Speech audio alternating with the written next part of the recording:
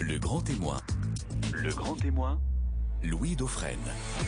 Que ce soit dans la vie politique, à l'école ou dans l'entreprise, on observe partout une demande accrue d'autorité, alors que ceux qui sont en place se battent bien souvent pour y rester et mettent en œuvre des stratégies d'évitement destinées à consolider leur zone de confort. La suspension du service national expliquerait, au moins en partie, la pénurie de chefs, des vrais chefs, et la profusion de procédures stérilisantes derrière lesquelles les hommes se réfugient et fuient aussi le rôle qu'ils pourraient jouer. Daniel Hervouet enseigne à Paris 2, il est contrôleur général des armées, ancien officier des forces spéciales et de renseignement. Il a dirigé l'Institut des hautes études de défense nationale. C'est un profil combatif. Et il écrit pour ceux qui forment des dirigeants. Alors à bon entendeur, salut pour ceux bien sûr qui suivent l'élection présidentielle, mais pas seulement, parce que ça s'adresse à nous tous dans la vie quotidienne. Bonjour mon général. Bonjour. Alors profil combatif, disais-je. Vous semblez regretter que une certaine culture militaire disparaisse et que cela se ressente finalement sur l'ensemble de la société. C'est un peu ce que j'ai compris de votre essai qui ressemble à des conférences données à des jeunes, ou plutôt à des formateurs de jeunes, sur l'autorité. Alors en fait, pardonnez-moi, mais je prendrai immédiatement le contre-pied de ce que vous venez de dire. Ça va alimenter la discussion. Parce qu'en fait, le constat que je fais, c'est plutôt le contraire. C'est-à-dire que le service militaire a disparu depuis les années 90, nous le savons tous. Mais ce que nous voyons dans le monde militaire, c'est le monde de l'entreprise, voire même parfois de l'administration, réinvestir le monde militaire pour venir y réapprendre ce qui a été oublié depuis des décennies maintenant. Ça se fait dans ce sens-là. Et ça se fait dans ce sens-là. Et mais parce qu'il y a un lien qui a été coupé aussi. Alors le lien a été coupé, oui, mais en fait, ce lien, à un moment donné, vous savez, c'est un peu comme quand on a la gangrène, si je puis me permettre cette image un peu osée, mais il faut savoir couper le membre. Je me souviens, moi, à la fin du service militaire, c'était quoi ? C'était un service militaire dans lequel les enfants qui avaient profité d'une bonne éducation, de bonnes études, etc., passaient 12 mois comme secrétaire de leur colonel ou dans un état-major ou majordome à l'Élysée ou ailleurs. Bon, et puis vous aviez une ambassade à Singapour. Dans une ambassade à Singapour, oui, absolument. Et le garçon qui arrivait de sa campagne ou de son usine, etc., lui, il était dans l'infanterie. Il marchait dans un talweg, les pieds dans la boue, avec le sac sur le dos, en se disant mais pourquoi moi, quoi, hein, bon. Un talweg humide, même, vous écrivez. Très très humide, très humide, toujours humide le talweg. Les pieds dans la boue et les mains dans la graisse. Absolument. Donc là, on n'était plus dans une situation d'égalité, de mélange républicain, comme ça avait été le cas auparavant, avant la guerre de 14, où là, effectivement, vous aviez le jeune bourgeois avec le jeune paysan, les deux se côtoyaient et apprenaient à se respecter et à se connaître également, à savoir ce que faisait un bourgeois dans la vie et ce que faisait un paysan dans la vie. Bon, là, on en est très très loin maintenant et on se retrouve dans une situation où tout le monde va plus ou moins à l'école, réussit plus ou moins et dans cette espèce de désert de l'expérience un peu dure, l'expérience de l'épreuve, etc. Eh bien, on se rend compte qu'il y a quelque chose qui s'est évaporé, qui s'est évanoui, et ce quelque chose, eh bien, c'était ce qu'on apprenait au service militaire d'une certaine manière, c'est-à-dire la solidarité, l'effort, autant de choses que l'on remet en place maintenant dans les vertus civiques. Les vertus civiques, mais lorsqu'on voit les solutions qui sont mises en place pour permettre de rattraper des jeunes, défense, deuxième chance, etc.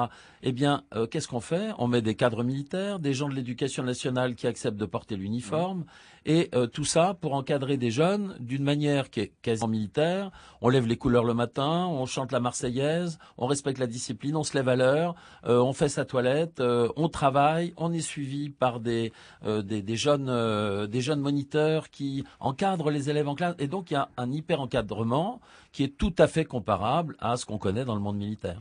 Donc ce besoin d'autorité qui s'exprime aujourd'hui, il s'exprime évidemment d'autant plus que les cadres dans lesquels il pouvait émerger naturellement ont quand même disparu. Bien sûr. Parce que l'histoire n'est plus au rendez-vous. Bon. Mais vous dites aujourd'hui, est-ce qu'il y a une expertise propre à l'armée qui peut servir par exemple au monde politique ou au monde de l'entreprise ? Alors une expérience, il y en a beaucoup si vous voulez. La première expérience qu'on apprend, la première chose importante qu'on apprend dans le monde militaire, c'est la nécessaire humilité du chef. Le chef n'est pas en royauté, il est en humilité, c'est-à-dire que les jeunes chefs démarrent leur carrière, même en sortant de Saint-Cyr, de l'école navale, de l'école de l'air, etc., ils doivent commencer leur carrière au plus bas échelon du grade d'officier au contact de la troupe. Et là, pendant des années, au contact des réalités, eh bien, on apprend la vraie vie avant d'aller dans les états-majors. Mais là, en politique, c'est l'inverse. On a le melon c'est très absolument tôt. l'inverse, tout à fait. On sort de l'ENA, Donc on c'est va tout de suite dans les inapplicable. cabinets. C'est inapplicable, ça. Alors c'est inapplicable, oui et non, sauf à décider du contraire, si vous voulez. Actuellement, on a un système, bon, je veux dire, c'est pas un système de droit divin. Il a été instauré, on a créé l'ENA, HEC, etc. Bon, pour satisfaire à des besoins, mais c'était des besoins de techniciens à l'époque. 45, il fallait reconstruire la France. Bon, on avait besoin de cadres pour la nation. Bon, c'est très bien, mais ces cadres-là, en 1945, avaient fait la guerre, avaient été dans la résistance pour certains d'entre eux, etc. Bon. Et donc, ils avaient de l'expérience. Et même en étant extrêmement jeunes, on se souvient que des ministres, à l'époque, pouvaient avoir 30 ans, ou moins de 40 ans. Bon. Maintenant, ça n'est pas le cas. Maintenant, on est sur des parcours qui sont des parcours idéaux, Sciences Po, ENA, HEC, etc. Et les gens n'ont connu, en définitive, que la chaleur des jupons de leurs parents, de leur mère, ou bien alors des moquettes confortables des grandes écoles. Et en étant uniquement au contact de concepts absolument brillants, mais très déconnectés de la réalité. Et Donc, l'endogamie sociale, la reproduction des élites. Absolument. On est en plein dedans aujourd'hui. Et l'ascenseur social que tout le monde appelle de ses voeux, eh bien, à cette époque, celle qu'on évoque, c'est-à-dire les années 40, 50, 60, 70, même encore, eh bien, l'ascenseur existait. C'est-à-dire, il suffisait de travailler à l'école, de prouver son intérêt pour la chose publique, la vie des entreprises, et à ce moment-là, eh bien, même en commençant tout petit, on pouvait arriver en haut. Or, aujourd'hui, on sait très bien que c'est impossible. D'où une certaine forme, sans doute, de désespérance aussi. Alors, Général Daniel Herouet, vous allez nous expliquer cette notion d'autorité, comment est-ce qu'on peut l'exercer, quel contour elle peut prendre, quel contenu également. On va voir votre itinéraire. Vous voyez le jour en 52 dans un milieu modeste, le goût pour le métier de militaire, il vient sans doute des récits de votre père qui fut volontaire pour faire la guerre d'Indochine, service du pays, abnégation, notion d'effort et de camaraderie en pleine effervescence de mai 68. Alors vous êtes au lycée Hoche de Versailles, vous côtoyez nombre de fils de militaires. C'est là que vous décidez d'intégrer Saint-Cyr. Vous en sortez en 75, avant d'entrer dans la cavalerie et de passer 6 années au sein du 13e régiment des dragons parachutistes, des années riches en opérations sur le sol africain, en Mauritanie ou encore au Tchad. Marion Duchesne. Le terrain, c'est comme la chimie, cela révèle les vraies natures de chacun, ça développe les relations humaines. Un passage par le centre d'exploitation des données militaires et le capitaine Herouet décide de préparer l'école de guerre. En 1986, à 34 ans, il entre à Sciences Po. Cela m'a ouvert un autre horizon sur l'intérêt général et sur la chose publique, explique Daniel Herouet. Après 15 ans dans l'armée de terre, le voilà propulsé contrôleur général des armées. J'avais une liberté de pensée totale et un vrai pouvoir de suggestion. Daniel Herouet n'a pas oublié sa première enquête sur la participation de l'armée de l'air à la guerre du Golfe. J'ai rencontré nombre de personnes ayant participé aux opérations. J'ai eu le sentiment d'être utile à ceux qui avaient combattu. Une enquête qui aboutit à des réorganisations de fonds. C'est à cette époque que j'ai réalisé qu'il était nécessaire de développer une forme d'autorité juste et légitime. 1997-2001, Daniel Herouet dirige l'Institut des hautes études de défense nationale. Sa rencontre avec le spécialiste des ressources humaines Franck Bournois se révèle décisive. C'est lui qui m'a incité à enseigner à Paris 2. Plus tard, c'est lui aussi qui m'a poussé à écrire mon premier livre, Mener des hommes pour la première fois. Petit à petit, Daniel Herouet fait du raisonnement tactique militaire une méthode transposable à tous les domaines de la vie.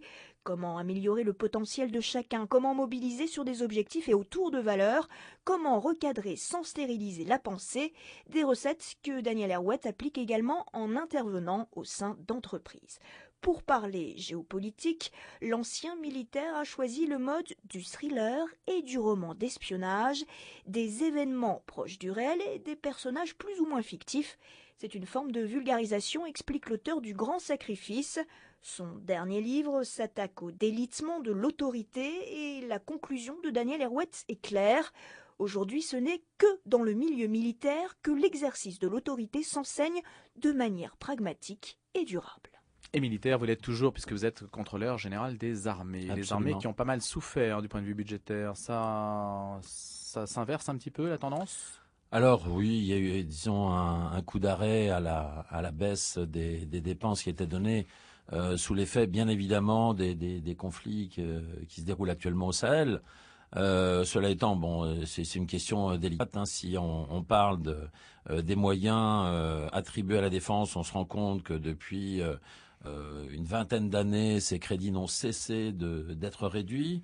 Moyennant quoi, la posture politique consiste à vouloir garder tous les éléments de la palette stratégique, hein, tout ce qui permet, depuis le sous-marin nucléaire lanceur d'engins jusqu'aux fantassins équipés de moyens modernes. Bon, eh bien, on a voulu absolument tout garder. Et nous intervenons un peu partout dans le monde. Et tout ça, maintenant, arrive à une espèce d'équation insoluble. Hein, c'est-à-dire que là, on est un petit peu en train de manger notre potentiel et la question du renouvellement de tout cela, du maintien à niveau, d'autant plus qu'avec l'opération Sentinelle qui impose une grande présence sur le territoire, des équipements complémentaires, etc., eh bien, là, on arrive véritablement au moment où peut-être nous allons finir par vendre les bijoux de la couronne. Comment jugez-vous cette opération Sentinelle mon général, parce que par exemple en Israël, ils ont une réaction, ils ont une stratégie tout à fait différente à l'égard des attentats, pas du tout la stratégie de la Sentinelle. Oui, alors bon, Sentinelle, ça a été une réaction, hein, puisque dans cette affaire, nous subissons depuis un certain temps. Nous n'avons pas l'initiative, hein, l'initiative appartient au camp d'en face, et c'est tout à fait logique, hein, puisque c'est beaucoup plus facile d'être dans la subversion que d'être dans la contre-subversion, hein, parce que bon, vous savez, quelques individus, quelques centaines, quelques milliers d'individus dispersés dans la nature, et vous avez en face tout le système qui essaie de les trouver, mais c'est un petit peu l'aiguille dans la botte de foin, quoi. Alors, dans un premier temps, bon, nous avons mis en place des dispositifs statiques. Bon, voilà, c'était rassurant parce que les gens devant les synagogues, les églises, etc., voyaient qu'il y avait des soldats pour les protéger. Donc, dans un premier temps, c'était bien. Maintenant, on est passé à un mode beaucoup plus mobile, hein, et sans doute plus efficace. Mais on se pose la question maintenant, effectivement, de savoir si ce système doit perdurer, parce que ça n'est pas foncièrement la mission des forces armées que de faire ce genre de travail. Donc on est plutôt sur le terrain des forces de sécurité. Donc là, il y a, à mon avis, un gros chantier pour les candidats à la présidentielle. En période électorale, tout est gelé de toute façon. On peut ne prendre aucune décision. En ce moment, on ne peut pas prendre de décision. On peut simplement gérer l'urgence. Il y a une différence droite-gauche par rapport à la défense ? Disons qu'il y a eu pendant très très longtemps une grande différence droite-gauche. Effectivement, moi je me souviens l'époque où j'ai grandi, jeune officier, etc. Bon, il ne faisait pas bon être militaire à l'époque. Hein. L'antimilitarisme était un petit peu le phénomène à la mode, hein, dans les universités, etc. Je me souviens, certains camarades de Saint-Cyr qui allaient suivre les cours de Rennes se faisaient courser par des groupuscules munis de barres de fer, là, parce qu'ils allaient suivre les cours en uniforme. Et alors très très vite, on a dû y renoncer, bien sûr, puisqu'un militaire était persona non grata à l'université. Bon, les choses ont beaucoup évolué. Je crois que l'arrivée au pouvoir de la gauche en 1981 a permis de renouer un petit peu les relations avec l'institution militaire, et l'institution militaire, à partir de ce moment-là, est devenue un peu moins, haïssable d'une certaine manière, quand on en était à ce stade, hein, pendant les années que j'évoquais. Donc voilà, actuellement, je crois qu'avoir notre ministre de la Défense agir, organiser l'action, notamment dans le Sahel, bon, je crois qu'il n'y a pas de raison de s'en plaindre. Qui est plutôt apprécié de l'armée aujourd'hui. Apprécié des armées, et qui est justement très réaliste en matière d'opération. Le fait que Donald Trump commence à dire à l'Europe de se débrouiller toute seule du point de vue de sa défense, c'est plutôt une bonne nouvelle pour la France ? Le problème, c'est que entre le discours, le souhait des uns et des autres, et puis les réalités, il y a toujours une grande marge. Ça fait quand même des décennies que l'Europe, alors que ce soit l'Europe de l'Union européenne ou l'Europe géographique, géographico-politique, bon, essaye de penser un peu, enfin elle n'essaye pas véritablement de penser, d'ailleurs elle en discute, elle en parle, elle oscille entre l'OTAN et l'Union de l'Europe occidentale, qui n'a jamais réussi véritablement à émerger. Bon, et en fait cette solidarité politique serait nécessaire pour que une Europe de la défense se mette en place, n'est vraiment pas au rendez-vous. Mais est-ce que vous êtes pour quitter l'OTAN, par exemple, vous ? Mais quitter l'OTAN, si vous voulez, moi j'ai vécu longtemps en dehors de l'OTAN. Et qu'est-ce que je voyais ? Je voyais que nous étions incapables de parler le langage que parlent tous les pays, tous nos pays partenaires européens, qui eux sont engagés dans les procédures, dans les types de forces, etc., qui sont mises en place par l'OTAN. Et je me souviens, pendant la première guerre du Golfe, eh bien, il a fallu reconnecter les fils à ce moment-là. Mais nous étions une nation zoulou d'une certaine manière, qui était posée à côté des forces de l'OTAN principalement. Et nous avons dû à ce moment-là réapprendre à travailler avec nos alliés. Et je crois que savoir travailler ensemble, c'est une condition fondamentale de l'efficacité de la défense. Parce que sur le terrain politique, vous comprenez, on peut faire très rapidement des unions, des désunions, etc. et affirmer son autonomie. Mais affirmer notre autonomie, bon, la France a encore des rêves de grande puissance. Elle est une puissance moyenne dans la réalité. Elle ne peut pas faire plus que ce que lui permettent ses moyens très limités. Et si elle se sortait par un coup de menton de l'OTAN, eh bien quoi? Nous serions en marge, nous serions tenus à l'écart des débats. Vous savez déjà... L'hantise d'être seul. Oui, c'est la hantise d'être seul, mais d'une certaine manière, il faut être réaliste aussi. Oui, mais en général, la posture gaulliste qui passe pour être le référent en matière d'autorité, d'affirmation de soi, vous semblez la récuser précisément. Mais moi, je récuse cette posture dès lors qu'il ne s'agit que d'une posture, justement, d'un coup de menton, d'une espèce de fierté de coin de comptoir. Il faut être réaliste et connaître le potentiel dont on dispose. Est-ce que la France est disposée à mettre... Allez, 2% déjà, on est à la limite de la folie. Si je disais 3%, là, on m'accuserait d'être complètement irréaliste. Et ça serait probablement le cas. Bon, et que peut-on se payer pour 2% du PIB? Que peut-on se payer pour ce prix-là? La question de la mutualisation de la défense européenne, donc en soi, c'est une idée en gestation qui peut être favorisée par les intentions de Donald Trump. Mais aujourd'hui, on n'a pas du tout d'indication précise là-dessus. Vous ne dites pas si vous l'appelez de vos voeux ou pas. Non, absolument. Voilà. Absolument. Il y a aussi une considération qui consiste à dire on est protégé par le parapluie américain et point. Et on n'a pas besoin de mettre autant dans la défense. Nous avons notre parapluie. Nous avons notre parapluie. Il faut pas se leurrer quand même. Nous avons notre siège de... Ça que je veux dire, est-ce qu'il peut y avoir une autorité sans indépendance? Est-ce que la crise de l'autorité ne vient pas, puisque vous en parlez, de la difficulté à prendre son propre destin en main et qu'aujourd'hui, c'est très difficile d'imaginer un destin qui s'écrit par le fait d'un homme. Mais l'autorité n'est pas automatiquement impériale, si vous voulez. Il n'est pas nécessaire d'être totalement indépendant de tout pour exercer son autorité. Y a-t-il eu jamais un jour un grand souverain européen ou qui ait pu se retrouver tellement indépendant du reste des autres acteurs? Nous sommes toujours interdépendants. La vie, c'est la dialectique des volontés. Et il faut sans arrêt combiner sa volonté avec celle des autres. La volonté de ses alliés, c'est pas toujours simple.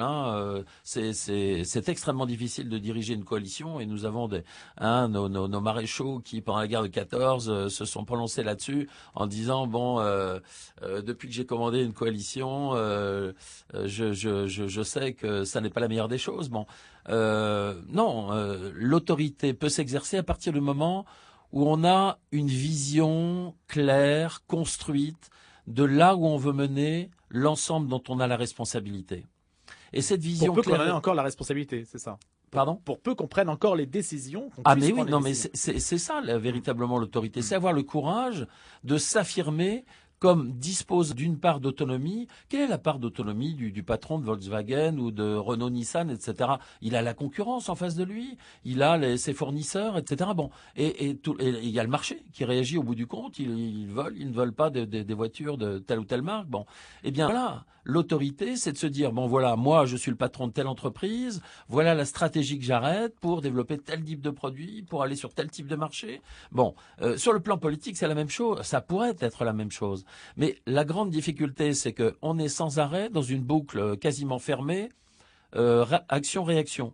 C'est-à-dire que vous avez d'un côté les gens qui sont aux affaires et qui disent nous allons prendre telle loi pour améliorer telle chose, et immédiatement, quasiment dans le quart d'heure, vous avez un front du refus qui se lève. Et pour réagir au front du refus, on modifie la proposition qu'on a faite en disant oui, mais attendez, on a proposé ça parce qu'on est contraint par Bruxelles, on est contraint par les traités internationaux, on est contraint par la dette, on est contraint. Et la véritable autorité, c'est justement celle qui est capable de se dire, dans ce contexte-là, comment dégager une marge d'autonomie, de liberté, de manière à mener une action, une politique qui soit bénéfique pour tous. Qui a pu le faire, ça qu'on attend en définitive. Qui a pu le faire, Général Hervet? Dans l'histoire, vous voulez dire? Oui, non, dans l'histoire récente, enfin dans l'actualité, est-ce que vous avez des personnes parmi l'offre politique qui ont pu se distinguer de ce point de vue? Eh bien, on a vu en Allemagne Schröder.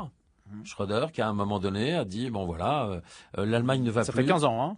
Oui, non mais d'accord, mais attendez, et puis on peut remonter à Napoléon, De Gaulle, Churchill, Oui. etc. C'est ça le problème. Là, on est en train de parler d'hommes de caractère, d'hommes qui ne sont pas à la recherche de l'élection immédiate, du renouvellement d'un poste, à la recherche de la satisfaction de la gloire d'un soir où on peut annoncer qu'on est élu, mais il s'agit là véritablement du service. Hein, c'est un Angela grand mot. Merkel et les migrants, elle a fait preuve d'autorité? Angela Merkel, à mon avis, a fait preuve d'une relative inconscience, parce que précisément, avoir de l'autorité, être responsable, c'est de se dire, bon, quelles sont les conséquences de mes actes? Bon.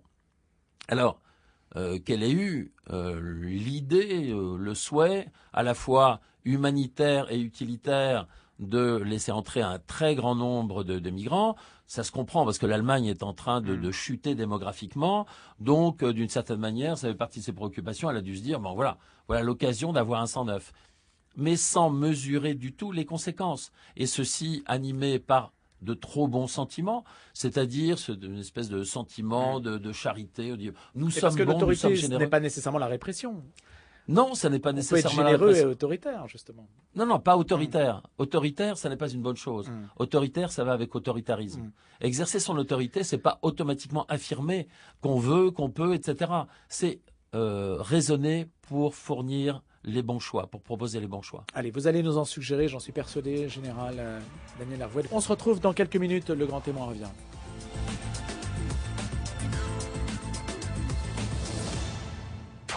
Le grand témoin, la rediffusion. Allez, éloge de l'autorité, c'est le général Daniel Hervouet. Besoin d'autorité, c'est aux éditions Ballant. Il est contrôleur général des armées, mais ancien des forces spéciales et de renseignement. Et aujourd'hui, on vient chercher auprès de l'armée des conseils pour savoir comment développer l'autorité en entreprise et pourquoi pas dans la vie politique. On en a besoin, justement, c'est pour ça que vous êtes là ce matin, pour résister au formatage et puis ne pas être, comme vous l'écrivez, des notaires d'une bureaucratie complexe et poussiéreuse. Donc il faut que chacun puisse révéler ses talents. Donnez-nous un exemple de la façon dont le savoir-faire militaire peut faire émerger l'autorité, peut faire émerger un chef. Bien, écoutez, c'est relativement simple. Je prendrai l'exemple de CIFCO, qui est l'organisme qui dépend des écoles de Saint-Cyr et qui accorde des périodes de formation à des gens qui viennent du monde de l'entreprise. Qu'est-ce qu'on leur fait faire? Des choses qui les sortent complètement de leur milieu. On les met dans des situations qu'on peut qualifier de situations de crise. Alors, qui peuvent être, par exemple, le fait de vous mettre dans un centre de tri de réfugiés. Alors dans un contexte bien sûr qui est un contexte simulé, mais avec tous les éléments de ce genre de situation, entre la mère qui implore qu'on soigne son enfant, le guérilleros qui se glisse parmi les réfugiés qui essaye de les contrôler, etc. Bon, et sans compter les crises de nerfs, les énervements, les bagarres, etc. Bon, et quoi faire dans ce genre de situation? Autre situation, vous avez par exemple, pour voir un petit peu comment se dégage la capacité de leadership des gens, on leur donne un certain nombre de morceaux de bois, de mètres de cordes, etc. Et on leur dit, écoutez, vous avez 2 heures pour fabriquer un pont pour passer de l'autre côté. Alors c'est un travail très simple, qui n'a rien à voir avec ce qu'on fait dans un bureau d'architecte ou je ne sais quoi. Mais il n'empêche que fabriquer un pont, c'est pas si simple que ça. pas si simple que ça, disons un pont, une passerelle, quoi. Enfin, le moyen de passer traverser de la l'autre côté. rivière. Voilà, c'est ça. Un pont, c'est vrai que on imagine quelque chose de plus complexe. Et à travers ce genre d'exercice, les gens se rendent compte à la fois de leur incapacité à utiliser le bon vocabulaire, de leur incapacité à déléguer le travail, parce que quand on désigne quelqu'un comme responsable, il se dit je vais être jugé, donc il faut que je fasse tout, et que je fasse tout et que je sois partout. Et au contraire, les circonstances l'amènent à découvrir que déléguer, faire confiance, bien répartir le travail, penser avant de décider, tout ça, c'est absolument fondamental. Et ça ne s'apprend qu'à l'armée aujourd'hui. Oui.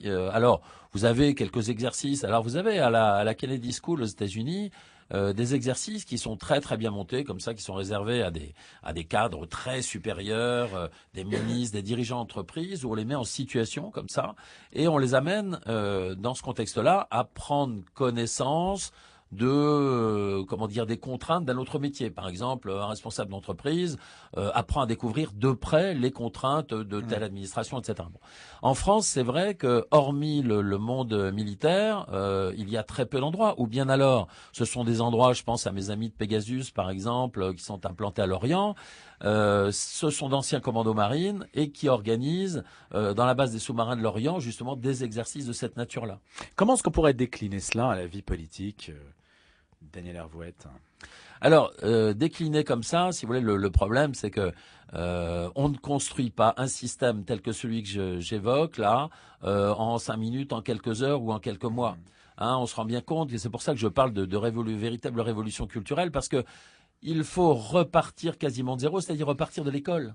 C'est-à-dire que tout petit, les gens doivent apprendre un certain nombre de choses élémentaires qui doivent être ensuite mis en œuvre dans le cadre du fonctionnement collectif. À partir du moment où vous avez... Par exemple, qu'est-ce que vous pouvez apprendre petit? Alors, par exemple, petit, apprendre à accepter l'autorité. Et pour ça, il faut bien sûr que l'autorité soit juste, bien pensée, etc. Mais ça veut dire que les parents eux-mêmes doivent être capables de mettre en œuvre une autorité qui ne soit pas simplement le fait de dire « oui, mon chéri, tu auras ce que tu me demandes hein.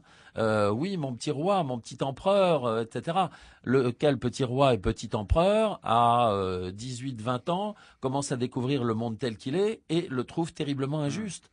Et à ce moment-là, nourrit davantage de ressentiment envers la collectivité, l'autorité, etc., que ça ne devrait être le cas. Oui, mais la société capitaliste nous susurre constamment ce refrain.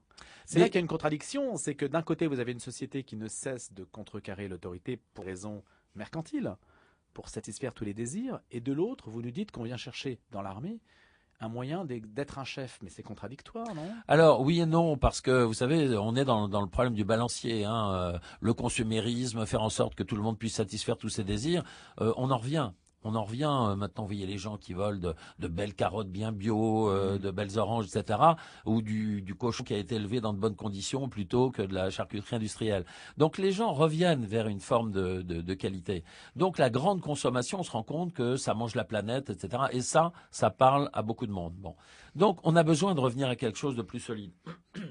Et si on parle aujourd'hui de responsabilité sociale de l'entreprise, si on parle de nouveaux types de management, etc., eh bien, c'est lié précisément à ce besoin de redécouvrir un peu d'humanité dans l'entreprise. De qualité. De qualité et d'humanité. Parce que l'humanité est au cœur de l'efficacité. Si vous ne misez pas sur les hommes, c'est-à-dire les hommes et les femmes, les hommes avec un grand H, si vous ne misez pas sur les hommes dans une structure, leur rendement est ce qu'il est, leur déplaisir est tel que c'est contre-productif pour l'entreprise. En revanche, si vous développez le plaisir de travailler, je suppose que vous, ici, à Radio Notre-Dame, là, vous êtes heureux de travailler ici. Hein. On posera la question. Voilà, hein, on peut poser la question, mais bon, je vois monsieur derrière sa vitre, là, la technique, il est souriant. Bon. On n'a pas le sentiment de travailler, surtout. Vous n'avez... Voilà, exactement. On s'amuse, hein, Jean-Paul, hein ben, voilà. Mais vous êtes tout à fait au cœur du problème. Réalisateur. Et dans combien d'entreprises peut-on dire la même chose? Moi, dans ce que je vois, ce que j'observe au quotidien, dans mes interventions et autres, dans tous mes contacts que j'ai un réseau qui est très important à la suite de l'IHEDN, du CHEAR. Bon.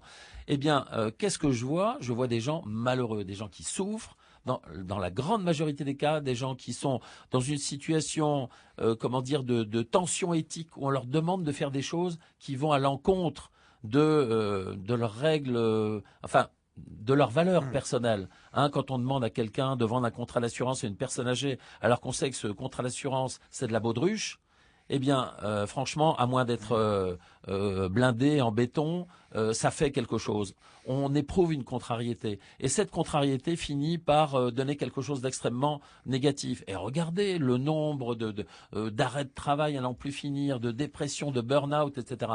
Ça, si ça n'est pas du malheur au travail, je ne m'y connais pas.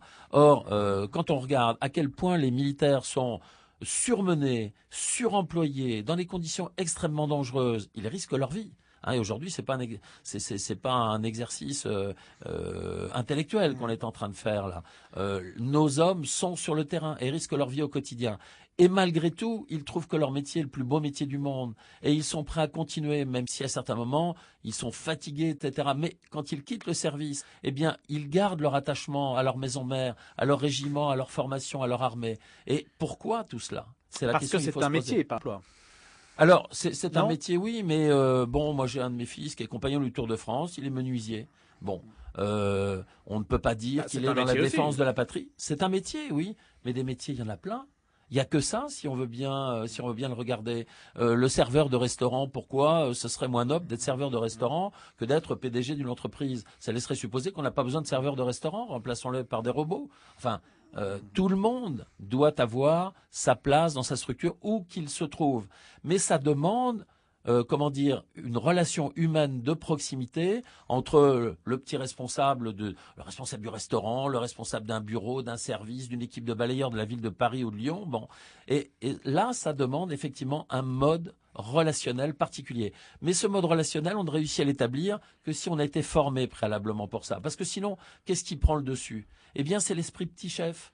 C'est le complexe du guichetier. C'est le petit pouvoir que je peux détenir et qui me permet d'abaisser un petit peu les autres. Et ça, c'est la chose la plus naturelle qui soit. Et si on ne fait rien pour contrer ça, à travers l'éducation, la formation à tout niveau, eh bien, c'est le travers que prennent les choses. Et vous avez de jeunes managers aux dents longues qui ont vu des films américains qui se disent pour être un bon manager, eh bien, il faut appuyer sur la tête de mes collaborateurs pour pas qu'ils me doublent, etc.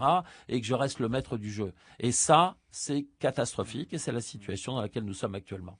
Alors, Général Daniel Hervouette, vous allez écouter l'édito de Gérard Leclerc qui nous emmène au Canada. Puis on va se retrouver pour notre discussion. J'ai encore pas mal de questions à vous poser. Puis vous nous direz ce que vous pensez de ce qui se passe outre-Atlantique. Gérard Leclerc. Une députée libérale canadienne vient de déposer une motion contre le racisme et la discrimination religieuse systémique.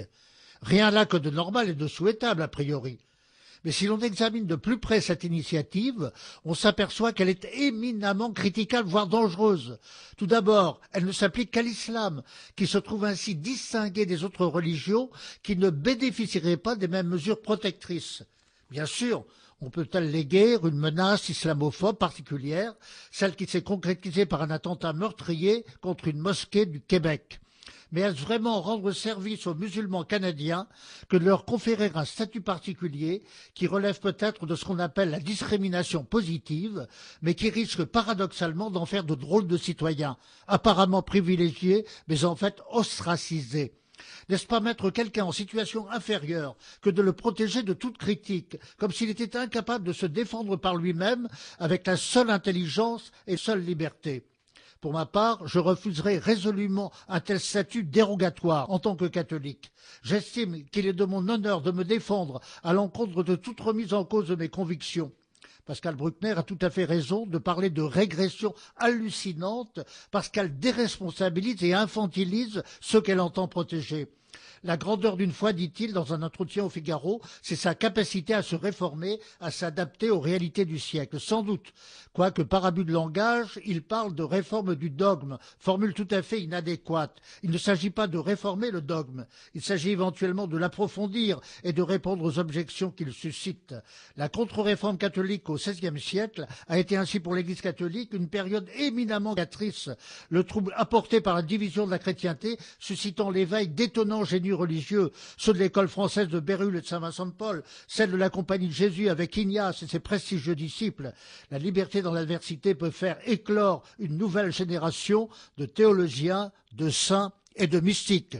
Alors voilà, plaidoyer pour la liberté dans l'adversité. Qu'en pensez-vous?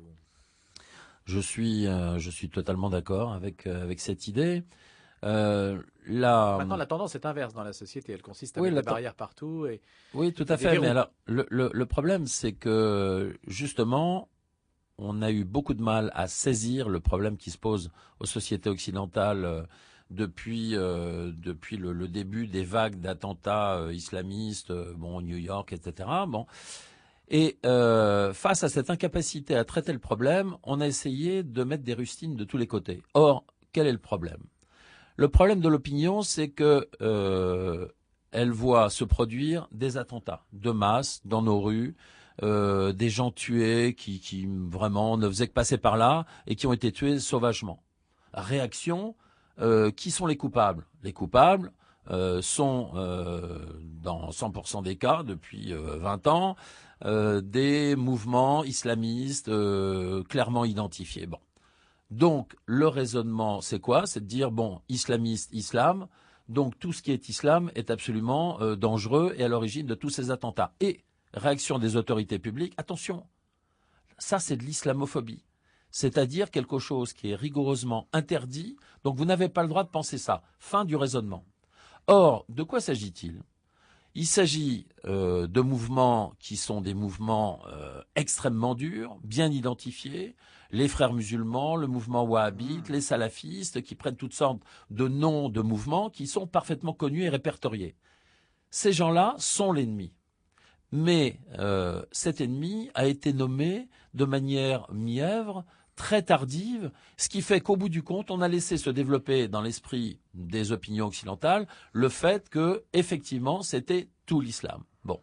Et de son côté, l'islam tel qu'il est représenté dans les pays occidentaux, à travers toutes sortes d'organismes, etc., bon, a tendance, justement, poussé par ces mouvements salafistes, wahhabites, etc., qui exercent une influence souterraine, à exiger des interdits.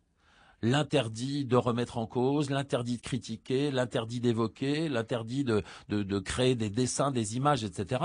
Et là, la société se bloque complètement là-dessus. Or, à mon avis, une société démocratique ne peut s'en sortir qu'à partir du moment où on dit « stop ». Effectivement, comme ça a été précisé dans la chronique tout de suite, c'est aux religions elles-mêmes de se gérer, de se penser, de s'adapter au monde, mais dans l'hypothèse où ça n'est pas le cas, où il y a un refus véritable total, à ce moment-là, les lois de la République doivent l'emporter. Et en l'occurrence, de manière à ne pas être sans arrêt sur le terrain de islamophobie, et auquel cas vous êtes complètement mis à l'écart, et puis non-islamophobie, vous êtes dans le camp dans le camp du bien et des élus. Bon, eh bien, si on n'a pas le réflexe de dire ces gens-là, d'une certaine manière, sont comme, pour prendre une image historique, comme les nazis. Est-ce qu'il y a un parti nazi autorisé en France aujourd'hui? Bien sûr que non. Et c'est une bonne chose. Un parti qui se déclarerait de cette obédience-là serait dissous.